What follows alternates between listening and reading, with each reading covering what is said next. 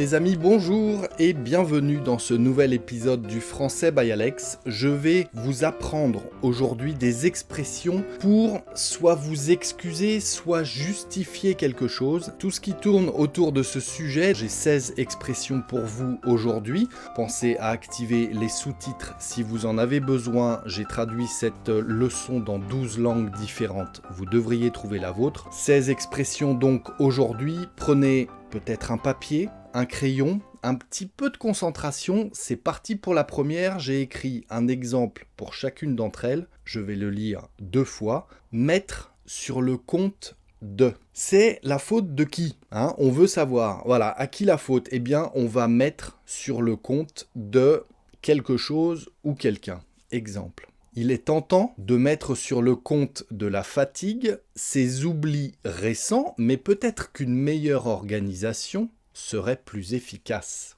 Il est tentant de mettre sur le compte de la fatigue. Pourquoi ça se passe comme ça ? À cause de la fatigue. On le justifie. On le met sur le compte de la fatigue. Il est tentant, c'est tentant de mettre sur le compte de la fatigue ces oublis récents, mais peut-être qu'une meilleure organisation serait plus efficace. Deuxième expression. À sa décharge. À sa décharge. Là, ça veut dire que ce n'est pas de sa faute. À sa décharge, on va apporter une explication pour dire que ce n'est pas de sa faute, justement. À sa décharge, il convient de reconnaître qu'Alain a été confronté à des circonstances exceptionnelles, difficiles ces derniers mois. Des choses sont arrivées, mais bon, c'est pas vraiment de sa faute, c'est la conséquence d'autres événements. À sa décharge, il convient de reconnaître qu'Alain a été confronté à des circonstances exceptionnellement difficiles ces derniers mois. Ok, donc à sa décharge, c'est pas vraiment de sa faute. Troisième expression. Le pourquoi et le comment. On dit aussi le pourquoi du comment. Dans son discours, le conférencier a expliqué en détail le pourquoi et le comment de cette découverte scientifique révolutionnaire. Dans son discours, le conférencier a expliqué en détail le pourquoi et le comment de cette découverte scientifique révolutionnaire. C'est-à-dire qu'il va se justifier comment c'est arrivé, pourquoi c'est arrivé. Encore une fois, c'est pour se justifier. Et mine de rien, on peut utiliser cette expression au quotidien, le pourquoi et le comment. J'aimerais bien connaître le pourquoi et le comment. Qu'est-ce qui s'est passé ? Explique-moi, mon garçon. La quatrième expression. Une fausse excuse. Une fausse excuse. C'est une excuse qu'on donne, mais c'est du pipeau. C'est une fausse excuse. Je fais bien le pipeau ? Exemple donc. Son absence à la réunion était accompagnée d'une fausse excuse, ce qui a suscité des doutes quant à son honnêteté. C'est un nouveau arrivant dans l'entreprise, un nouveau collègue, on va dire, et son absence à la réunion était accompagnée d'une fausse excuse, c'est-à-dire une excuse pas crédible. Comme on dit, ça ne tient pas la route, son excuse, elle n'est pas crédible, une excuse ridicule, ce qui a suscité donc des doutes quant à son honnêteté, accompagné d'une fausse excuse. Arrête tes fausses excuses, c'est bidon, c'est ridicule, je vois bien que tu me mens. D'accord ? Une fausse excuse. La cinquième expression, trouver des excuses à quelqu'un. C'est une expression, trouver des excuses à quelqu'un. Malgré ses erreurs répétées, Émilie cherche toujours à trouver des excuses à son mari pour justifier son comportement un peu étrange. Malgré ses erreurs répétées, donc au mari d'Émilie, Émilie cherche toujours à trouver des excuses à son mari pour justifier son comportement un petit peu étrange ces derniers temps. Elle cherche à lui trouver des excuses pour ne pas faire face à la réalité parfois.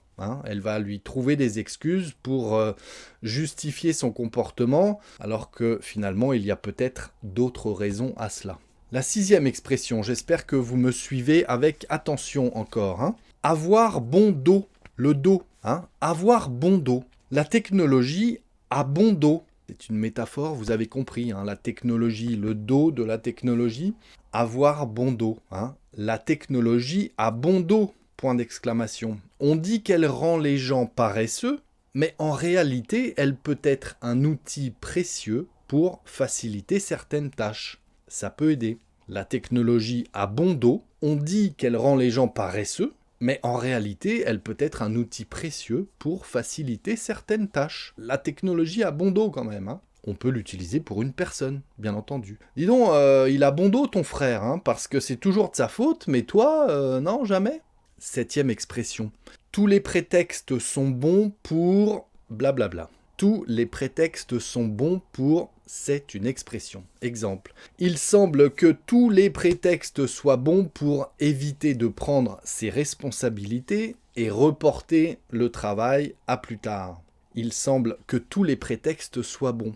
On cherche toujours des excuses pour reporter le travail à plus tard, au lendemain, à la semaine d'après.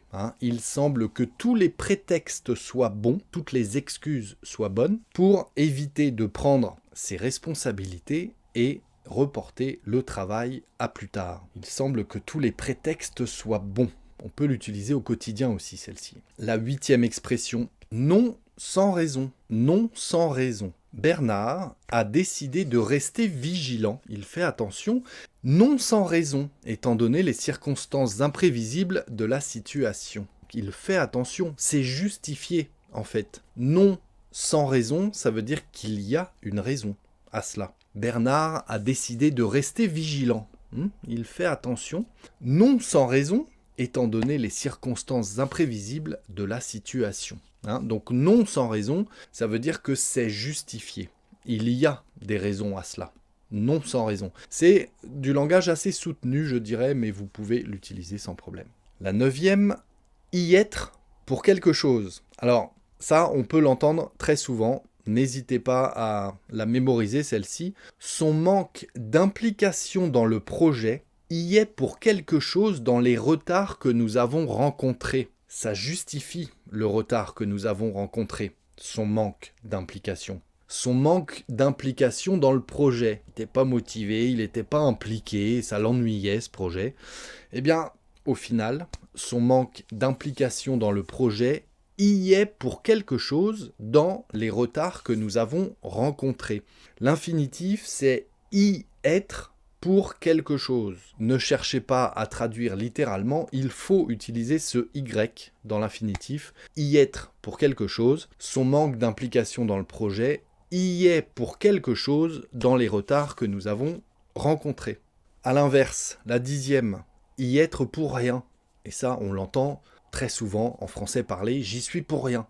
J'y suis pour rien, ce n'est pas de ma faute. J'y suis pour rien. L'infinitif, c'est n'y être pour rien. Malgré les rumeurs qui circulent, je tiens à préciser que je n'y suis pour rien dans cette affaire. Est-ce que c'est clair ?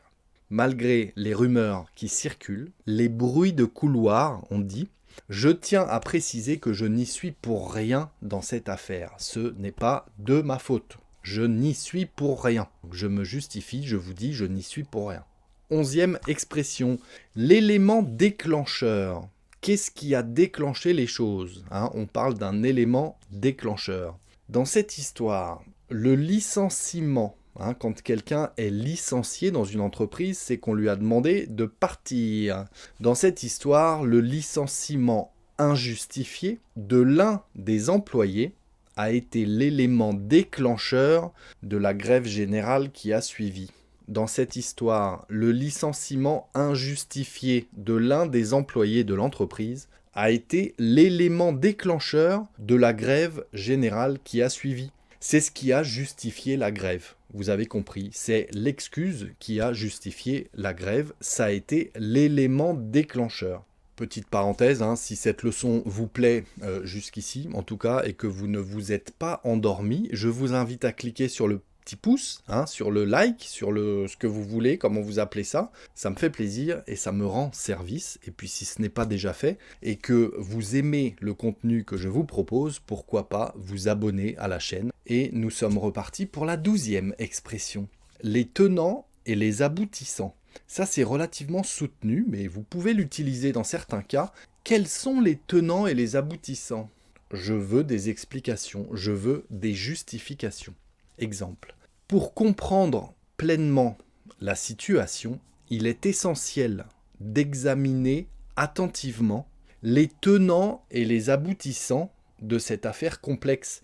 C'est un petit peu comme les causes et les conséquences pour comprendre pleinement la situation.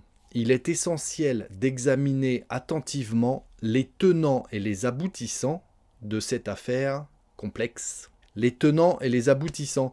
Vous pourrez le lire peut-être dans les journaux, dans les médias, des choses comme ça, et pourquoi pas l'employer, certainement dans des documents un petit peu formels au travail ou des choses comme ça, hein. C'est encore une fois du langage assez soutenu.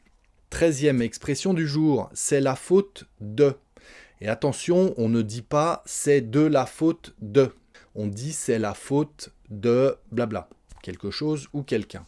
Exemple, il est facile de pointer du doigt et de dire que c'est la faute de quelqu'un, mais souvent les problèmes sont plus complexes que cela.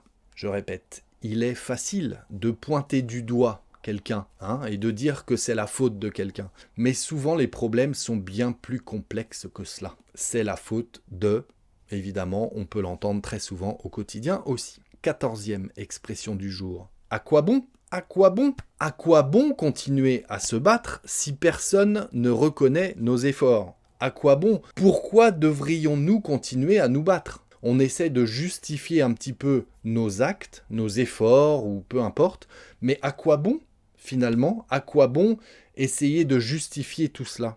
À quoi bon continuer à se battre si personne ne reconnaît nos efforts ? À quoi bon ? Ça commence à ne plus être justifié, finalement.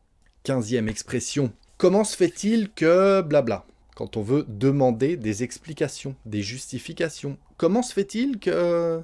Exemple ? Comment se fait-il que malgré toutes nos précautions, nous n'ayons pas pu éviter cette erreur ? Comment se fait-il que malgré toutes nos précautions, nous n'ayons pas pu éviter cette erreur ?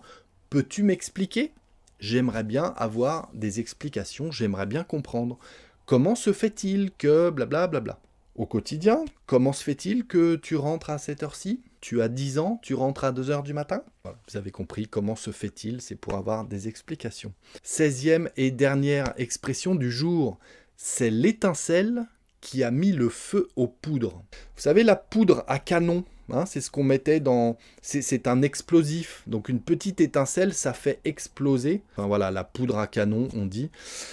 C'est l'étincelle qui a mis le feu aux poudres. Exemple, la décision de réduire les salaires dans l'entreprise a été l'étincelle qui a mis le feu aux poudres et a provoqué une réaction immédiate de la part des employés de l'entreprise. La décision de réduire les salaires a été l'étincelle qui a mis le feu aux poudres et a provoqué une réaction immédiate de la part des employés de l'entreprise. Ça a été l'étincelle qui a mis le feu aux poudres.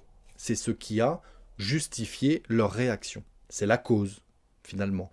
C'est comme ça qu'on le justifie.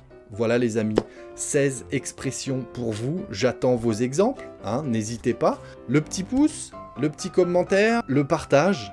Pourquoi pas partager cette vidéo avec vos amis qui apprennent le français également. Dans tous les cas, merci d'être resté jusque-là. Et si vous en voulez encore, je vous invite à me suivre dans cette leçon. À très bientôt les amis, ciao.